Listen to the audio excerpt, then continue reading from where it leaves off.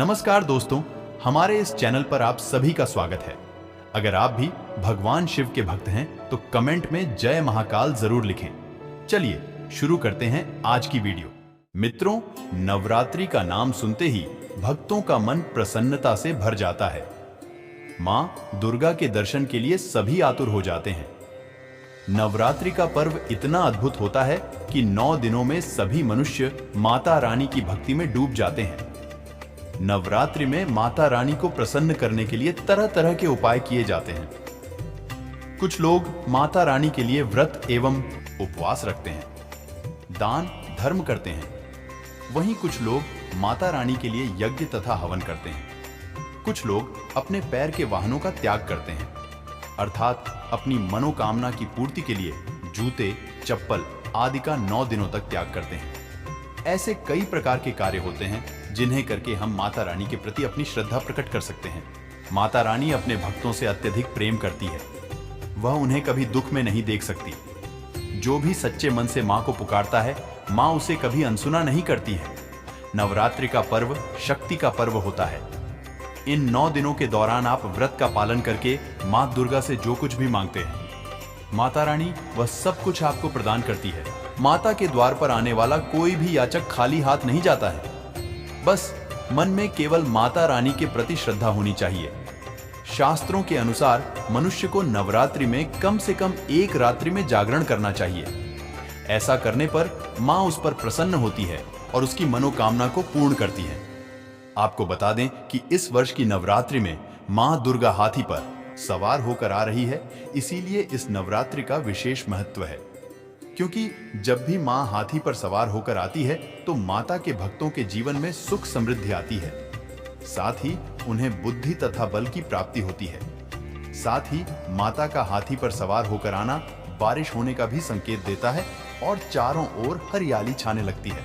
इस वर्ष प्रकृति का सुंदर नजारा हमें देखने का सौभाग्य प्राप्त होगा।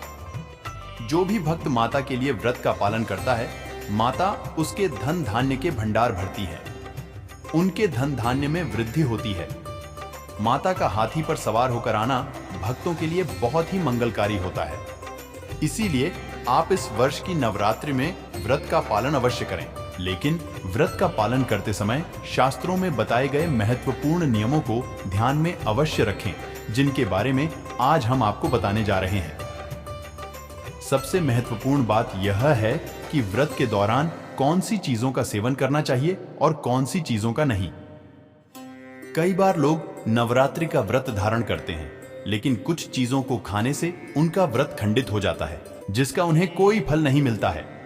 इसीलिए पूरी सावधानी से आपको व्रत का पालन करना चाहिए। तो चलिए जान लेते हैं नवरात्रि के व्रत के दौरान हमें कौन सी चीजों का सेवन भूल से भी नहीं करना चाहिए। मित्रों, व्रत रखना धार्मिक ही नहीं बल्कि वैज्ञानिक दृष्टिकोण से भी महत्वपूर्ण होता है, क्योंकि नवरात्रि में मौसम में बदलाव होना शुरू हो जाता है, जिसका असर मनुष्य की रोग प्रतिकारक प्रणाली पर भी पड़ता है। इसीलिए नवरात्रि के व्रत के दौरान कौन सी चीजें खानी चाहिए और कौन सी नहीं, इसके पीछे वैज्ञानिक आधार भी जुड़ा हुआ है। इसी कारण से केवल हिंदू धर्म को वैज्ञानिक रूप से भी परिपूर्ण माना जाता है। बड़े बड़े वैज्ञानिक भी हिंदू धर्म शास्त्रों में बताए गए रहस्य जानकर हैरान हो जाते हैं। तो चलिए जान लेते हैं वह कौन सी चीजें हैं। सबसे पहली चीज है अनाज नहीं खाना चाहिए। मित्रों, यदि आपने नवरात्रि का व्रत रखा है तो आपको अनाज का सेवन नहीं करना चाहिए, जैसे गेहूं का आटा, मक्के का आटा, सूजी, चावल, बेसन और बाजरे का आटा आदि चीजें नहीं खानी चाहिए। इन्हें खाने से व्रत का खंडन हो जाता है। दूसरी चीज है सफेद नमक। अगर आपने नवरात्रि का व्रत रखा है तो आपको सफेद नमक का सेवन नहीं करना चाहिए। इसके स्थान पर सेंधा नमक का प्रयोग करना चाहिए। सभी व्रतों में सेंधा नमक ही खाया जाता है। इसमें सोडियम की मात्रा भी कम होती है, जो हाई ब्लड प्रेशर वाले व्यक्ति के लिए फायदेमंद रहता है। तीसरी बात है, इन सब्जियों का सेवन ना करें। मित्रों, नवरात्रि में लहसुन, प्याज आदि का 9 दिनों तक सेवन नहीं करना चाहिए। ये पदार्थ तामसिक श्रेणी में आते हैं। इनका सेवन करने से मन में काम तथा क्रोध उत्पन्न होता है। साथ ही नवरात्रि में लौकी, पालक, आलू और टमाटर आदि सब्जियों का सेवन करना भी वर्जित माना जाता है। चौथी चीज है रिफाइंड तेल। नवरात्रि के व्रत के दौरान सरसों का तेल और रिफाइंड तेल भी नहीं खाया जाता है।